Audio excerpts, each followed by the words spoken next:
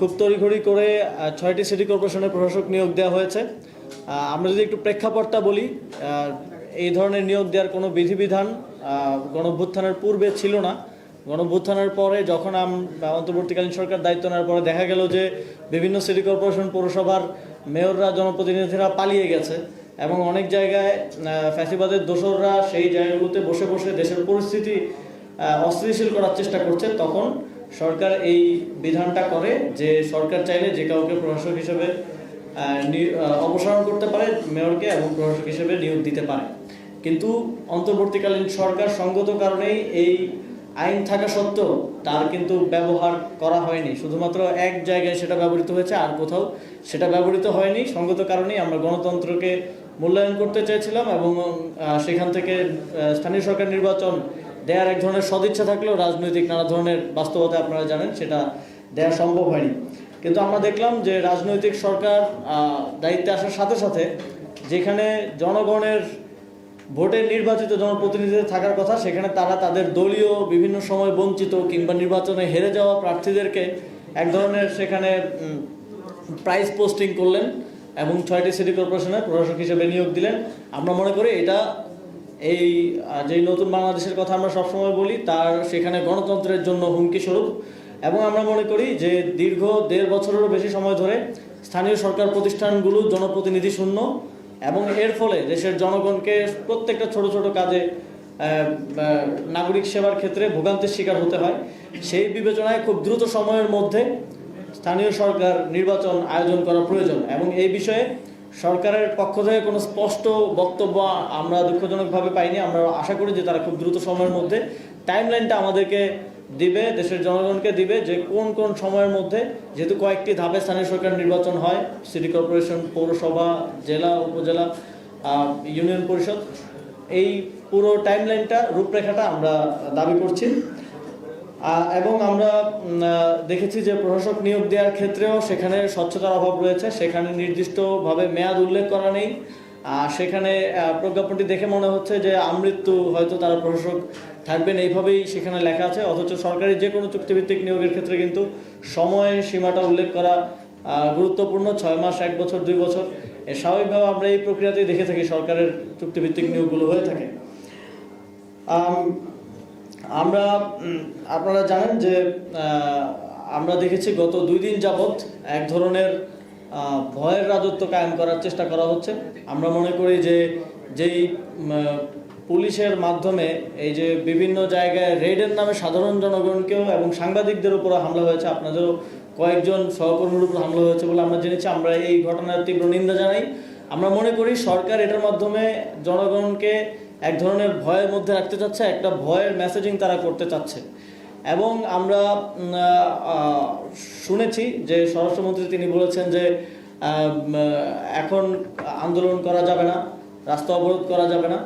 আমরা দেখেছি যে অন্তর্বর্তীকালীন সরকারের সময় অনেক অযৌক্তিক এবং বিভিন্ন কারণে, ছোটোখাটো কারণেও রাস্তা অবরোধ হয়েছে। আমরা সেটাকে অবশ্যই সমর্থন করি না এবং আমরা মনে করি যেহেতু একটি নতুন সরকার গঠন হয়েছে তাদেরকে তাদের কাজ করার ক্ষেত্রে এতটুকু সহযোগিতা জনগণের পক্ষ থেকে করা উচিত যে অকারণে অযাচিতভাবে যাতে কেউ রাস্তা অবরোধ না করে। কিন্তু একই সাথে কারো যৌক্তিক দাবিতে আন্দোলন করার, ভয়েস রেজ করার, কথা বলার অধিকারকেও আমরা কোনোভাবেই যেন হ্যাম্পার্ড না হয়, কথা বলার অধিকার বঞ্চিত না হন, সেটা নিশ্চিত করাও আমাদের দায়িত্ব। এবং আমাদের সংবিধান দেশের প্রত্যেক নাগরিককে এই অধিকারটা দেয়।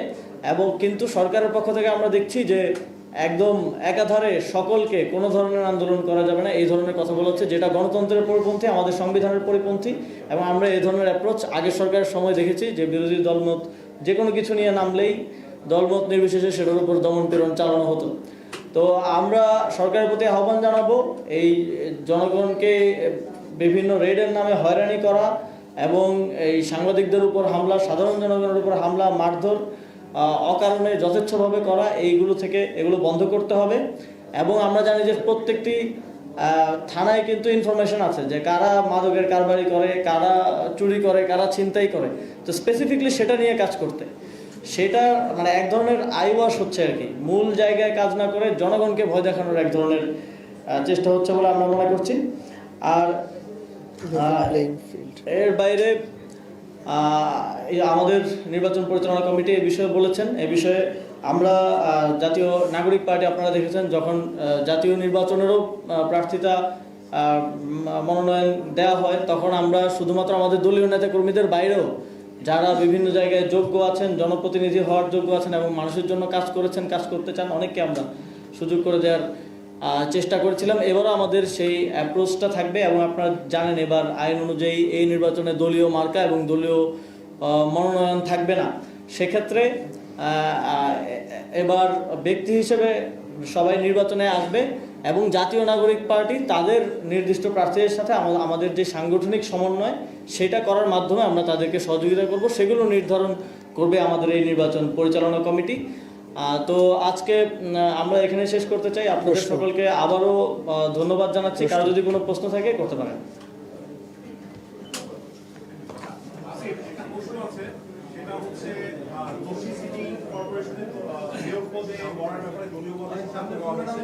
আপনার ব্যাপারে এবং তার পাশাপাশি আমরা দেখছি যে ইস্টাপতি ঘোষণা করেছে যে সেই নির্বাচনে আসবে, সেই ক্ষেত্রে কি আমরা বলতে পারি যে একই ধরনের দৈরত আবার আমরা দেখছি?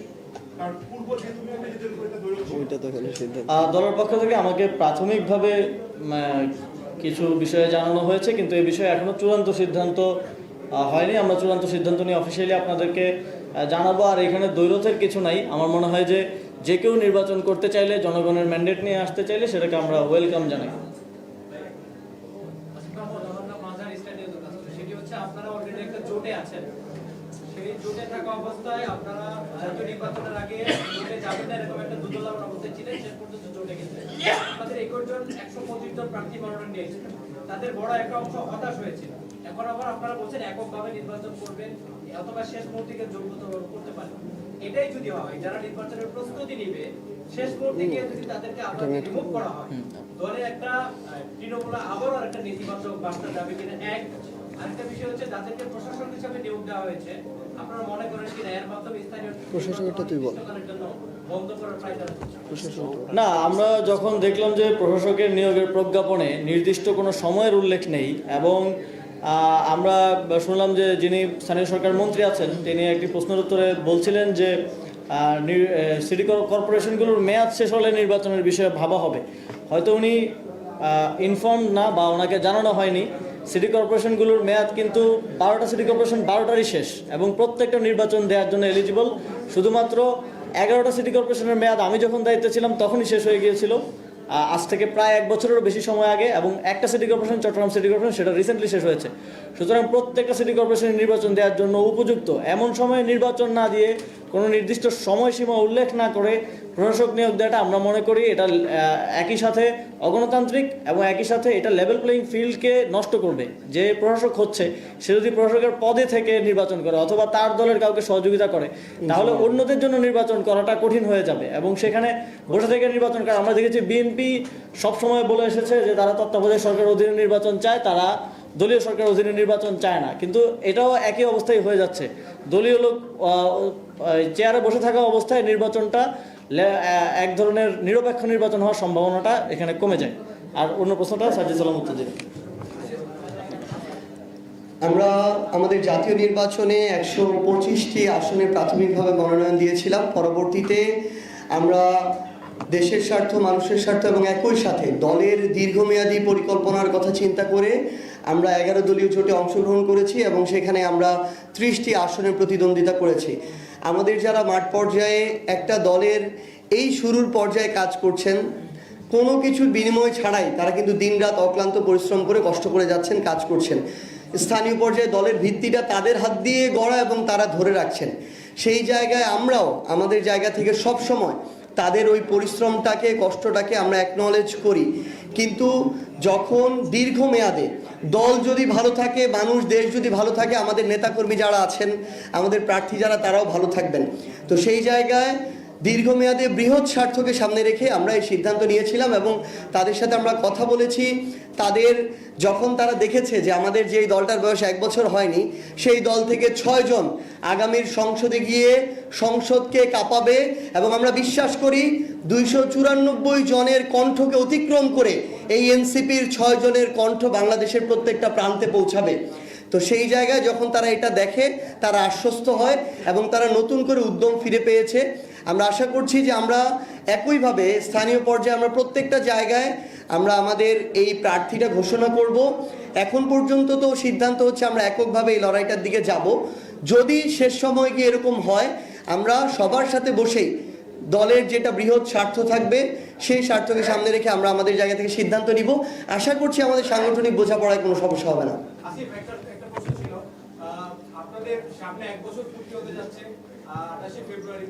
সেই জায়গা থেকে আপনাদের কাউন্সিল এবং পরবর্তী যে আপনাদের কর্মপরিকল্পনা এবং একই সাথে বিভিন্ন রাজনৈতিক প্ল্যাটফর্ম, বিশেষ করে আপ বাংলাদেশ, তারা এর মধ্যে গণমাধ্যমে প্রচার হচ্ছে যে তাদের সেই প্ল্যাটফর্মগুলো ভাঙতে শুরু করেছে এবং অনেকে এনসিপিতে নাকি আসতে শুরু করেছে। তারাও তো আপনাদের সাথেই ছিল, চলে গিয়েছে, আবারও আসবে কিনা এবং এর সংখ্যাটা কেমন? আপনাদের এই কাউন্সিলে আমরা কি কোনো চমক দেখব কিনা?